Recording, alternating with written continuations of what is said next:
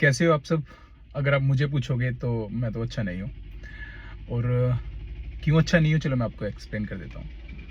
Life में भी एक ऐसा फेज चल रहा है जो आपको थोड़ा थोड़ा पता है कि कुछ स्कैम हो गया है, लेकिन हुआ कैसे है ये मैं आपको बता देता हूँ। और नवाब की दुनिया में जो आग लगी, या फिर कुंवर लापता हुए, है ना, ये सारी चीज़ें। अब कुछ लोग मेरे को बोल रहे हैं कि आपको ना अपना बिजनेस हैंड ओवर नहीं करना चाहिए था ऐसे।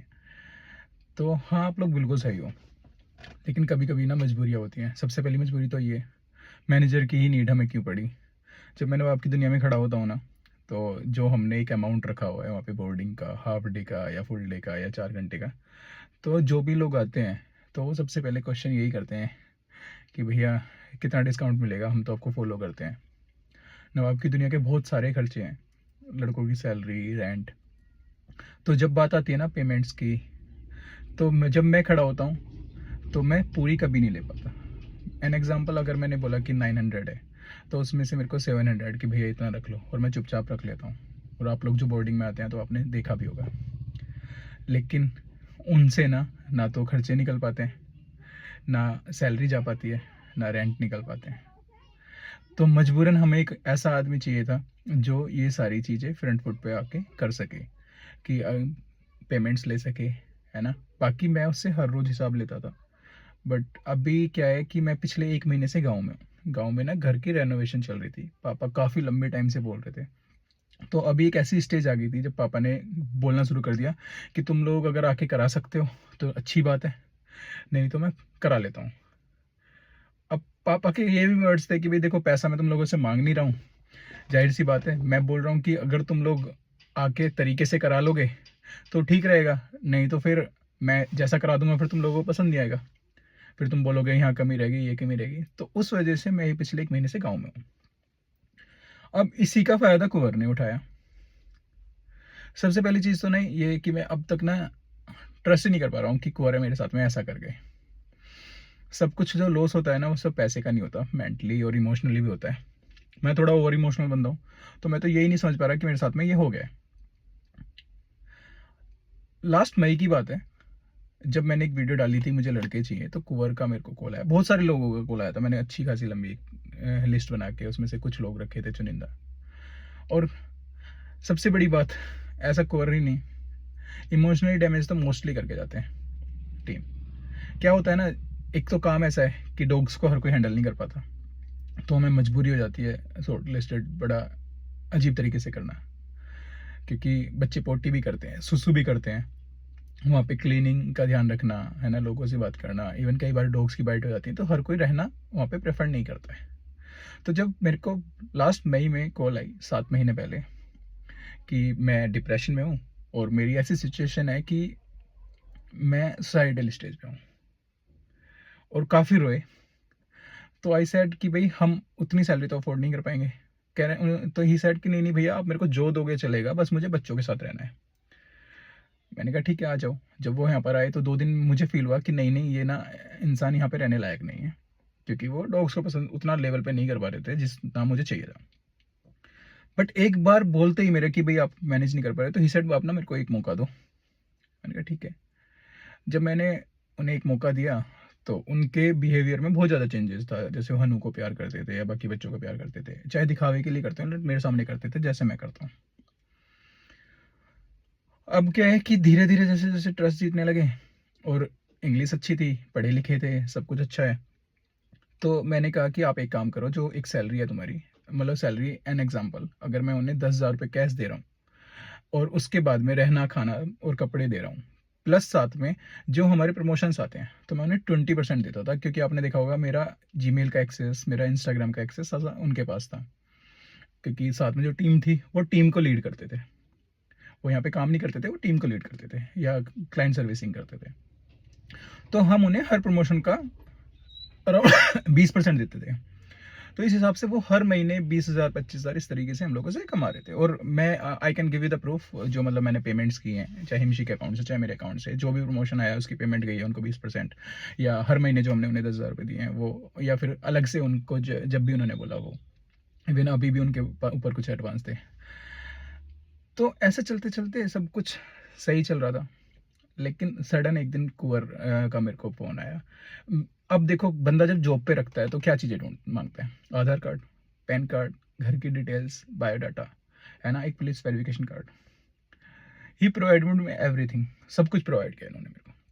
मेरे पास में आधार कार्ड है, पैन कार्ड है, उनकी टिकट्स हैं आने की, जाने की, वो ट्रेन से गए हैं, बस से गए हैं, हर चीज़ की मेरे पास में टिकट्स हैं, उनके फ़ोटोग्राफ, सब कुछ है मेरे पास में। ना उस इंसान ने कभी मेरे को ये बोला कि मुझे वीडियो में मत लो।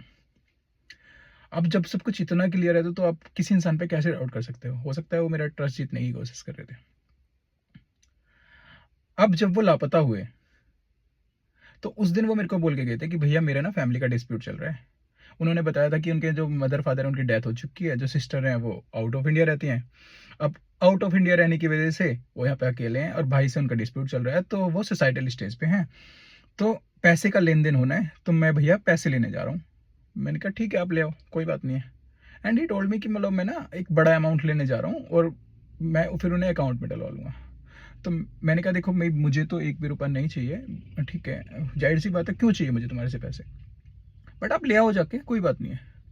तो उस दिन वो फिर कैब वैब करके गए, तो मुझे लगा कि भगवान ना करे छोटे छोटे पैसे पे आज के टाइम में मर्डर हो जाते हैं, एक्सीडेंट हो जाता है, कुछ भी हो जाता है, कुछ हो तो नहीं गया। तो मैंने सिर्फ आप लोगों को यही बताया कि वो लापता हो गए। अब जब ये लापता हुए तो उसके बाद में मेरे को, मैंने ना, एक दिन हो गया तो मैंने ना जनरली वैसे ही पूछा जो 7 सिस्टर्स हैं उसकी मम्मा को कॉल करके कि कुंवर मिले थे क्या आपको, कुछ पेमेंट्स लगे गए? कह रही हाँ। तो उनके पास एक अमाउंट था जो पेंडिंग था लास्ट मंथ का, तो इस कि ना वो 50,000 रुपये लेके गए। अब जब उन्होंने बोला 50,000 रुपये लेके गए तो फिर मेरे को डाउट हुआ। एंड थोड़ी देर बाद ही मेरे को ना मेरे वेंडर का फ़ोन आ गया, जहाँ से हमारा सामान आता है, सर्दियों के कपड़े जो स्ट्रीट डॉग्स के लिए मैं मंगाए थे, या फिर जो बच्चों के वैसे कपड़े थे। तो ये सेट भैया 2.5 लाख के आसपास की पेमेंट हो गई है, थोड़ी पेमेंट करा दो। मैंने कहा भैया 2.5 लाख की पेमेंट? मैंने कहा इतना कैसे हो सकता है कुंवर, तो मेरे को बोल रहे हैं कपड़े ही नहीं है, कपड़े ही नहीं आ रहे हैं, कि मतलब डिलीवरी कैसे करूं भैया, है ही नहीं जो स्ट्रीट डॉग के कपड़े या बाकी बच्चों के कपड़े।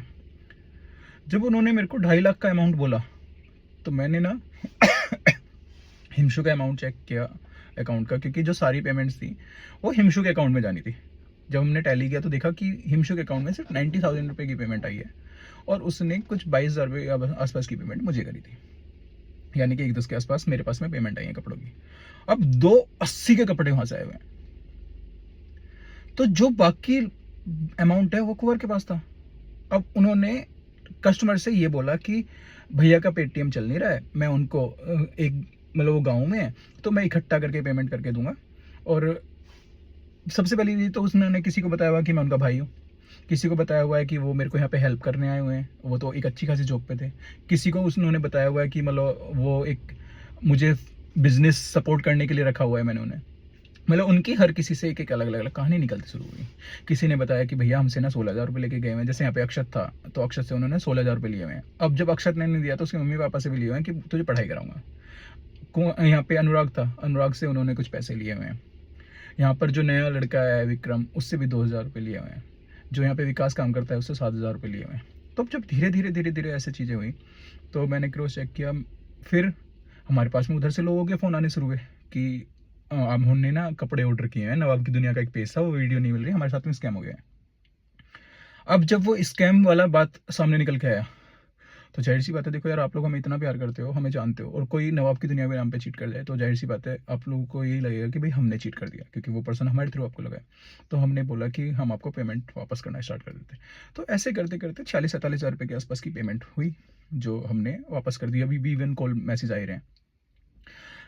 तो 280 में से 110 मिला बस, बाकी वो पैसा अब मेरे को वापस, उनको जो मेरे वेंडर है उनको पैसा देना है 50,000, वो वैसे लेके जा चुके हैं, प्लस मैंने उन्हें एडवांस दिया हुआ था, मतलब कुछ पैसा जो वो वहाँ पर थे। तो जाहिर सी बात है ऐसा करते करते ना एक बड़ा अमाउंट हो गया। मुझे स्टार्टिंग में लगा कि सिर्फ 1-2 लाख रुपए की बात है, बट 1-2 लाख रुपए की तो बात ही नहीं है, तो बहुत उससे भी ऊपर की बात है। अब नेक्स्ट डे नवाब की दुनिया में आग लग गई। जब आग लगी तो वो एक मेरे लिए बहुत बड़ा ब्लास्ट था। अब शॉर्ट सर्किट कैसे हुआ ये समझ में ही नहीं आ रहा अभी, कि बारिश पड़ी थी, पानी आ गया, वायरिंग टच हो गई, कैसे हुआ। अब एक रूम में लगी, फिर किचन में लगी, फिर बाहर ब्लास्ट हुआ, तो फिर वो सारी वायरिंग चेंज कराई। अब इन चीज़ों के नाम पे भी मेरे से उन्होंने कि भैया आप वहाँ पे हो, मेरे को ये काम कराने हैं, मेरे को पैसा चाहिए। अब सबसे बड़ी अच्छी जो बात थी इसमें वो ये थी, जब आग लगी तो उसके नीचे बिस्तरे थे जिस पे बच्चे सोते हैं। थैंक गॉड वहाँ पे टीम सो रही थी, तो किसी भी बच्चे को कोई नुकसान नहीं हुआ। वो एक बात है ना कि किसी ने पूछा क्या जल गया, कह रहा मेरा तो सब कुछ जल गया। फिर उस दूसरे इंसान ने बोला नहीं नहीं, जब तू जिंदा खड़ा है सामने तो क्या जल गया, कुछ नहीं चला, सब हो जाएगा। अब ये एक ऐसी चीज है, बच्चे बच गए, एक खुशी की बात है। लेकिन जब आप एक नया बिजनेस स्टार्ट करते हो तो जाहिर सी बात है बहुत सारी चीजें होती हैं।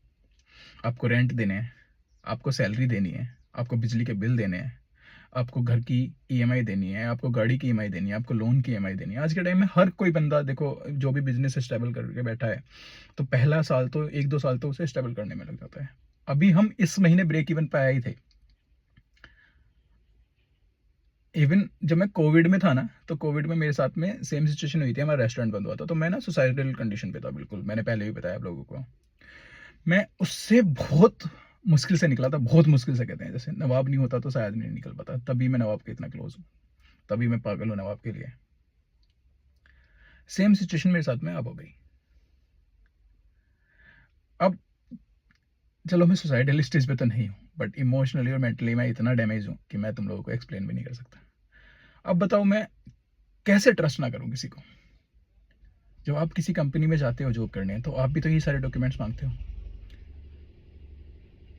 अब कोई ना, आपको टीम तो चाहिए, बिना टीम के तो आप शक्तिमान नहीं हो कि बिना टीम के हम काम कर लोगे। और जब वहाँ पे सारे बच्चे हैं, या तो दिन रात में वहीं पे सोऊं, मैं अपने घर को बाहर को भूल जाऊँ, सब कुछ पर्सनल लाइफ को बिल्कुल भूल जाऊँ, या तो मैं 24 घंटे वहाँ पे दूँ, या फिर मुझे कोई एक बंदा तो ऐसा चाहिए था ना जो रात को मेरी एब्सेंस में वहाँ पे बच्चों का ख्याल रख ले, क्योंकि आप सबके बच्चे वैसे ही हैं जैसे मेरे लिए नवाब है। मेरी तरफ से गलतियाँ तो हैं कि ठीक है मैंने ट्रस्ट किया, बट मेरे साथ मजबूरियाँ भी तो जुड़ी हुई हैं।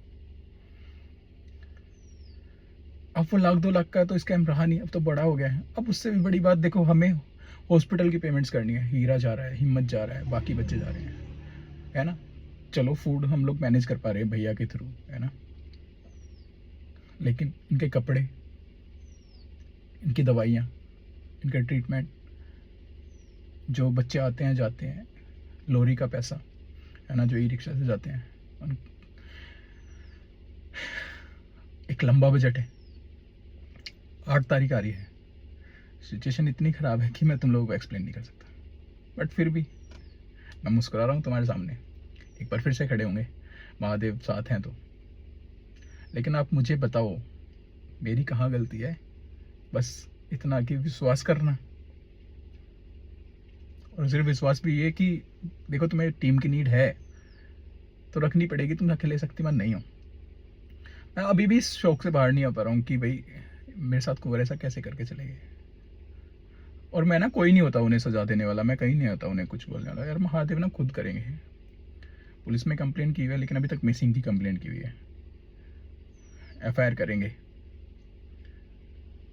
तो फिर बहुत सारी चीज़ें कि फिर वो जाहिर सी बात है पुलिस को भी पैसा देने के लिए चाहिए, सब कुछ चाहिए। 8 तारीख छत छत सर पे है, तो अभी बहुत बुरी सिचुएशन में हूँ, बहुत बुरा फंसा हूँ। लाइफ है,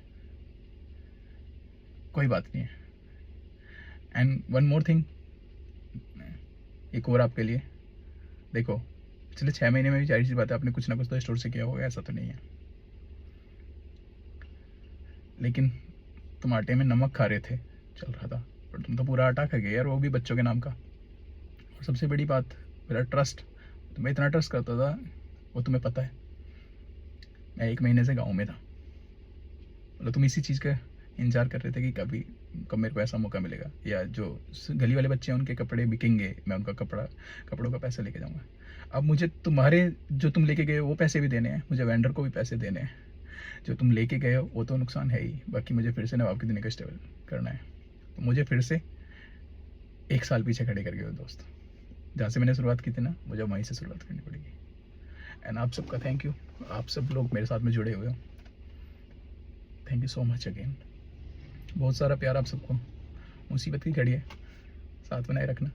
और हाँ, हम एक बार फिर से स्टेबल हो जाएंगे। Thank you and love you all.